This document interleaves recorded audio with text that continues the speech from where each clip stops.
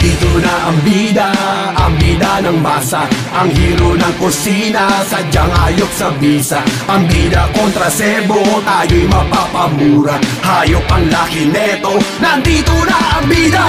Buti na lang may kakampi na tayo sa pag-aalis na madidikit na sebo ng lagkit at amoy malansa. Salamat talaga, meron ng bida. Nandito na ang bida sa kusina, sa mga sebo. Ito ang pangontra at talagang tagapagligtas.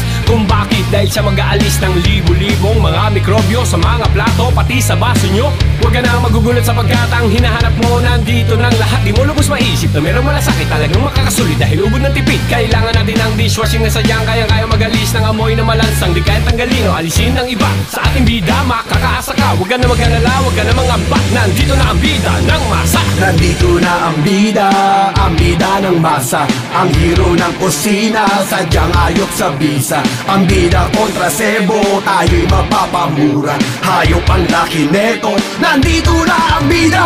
Bato-bato sa langit, ang maang babagalit, mawala masebong plato na nalilimahin, pero okay lang. Ano meron tayong siguradong sasabay sa mga kusina at lababo kasunod na ang tropa. Sama na pinakamalapit na bonsa, panghugasin, babula, malaki, damay na laman. Kaya kita pa ulit-ulit na gamitin palaban. Stop, rewind and play mo, kasi sinapla ko like DJ bro. Alam mo na ang ibig ko sabihin, di na kailangan pa paikot-ikotin, baka lalo matagal na lang kumapit. Na sebong di mo maintindihan, hayop sa laki halos hindi ko nabilang. Hugasin pinatao, wala sa naamoy nila pag nahawakan na mikrobyo yung mga nabubuo. Tanggal na sakit sa ulo, ganyan pa merong bayanin na nabago. Medyo nabibilisan, di mo naisip na pwede mangyari. Ang bida ng masa ngayon ang dadaling. Nandito na ang bida ng masa, ang hero ng kusina, sadyang ayok sa bisa. Ang bida kontra sebo, tayo'y mapapamura. Hayop ang laki neto, nandito na ang bida.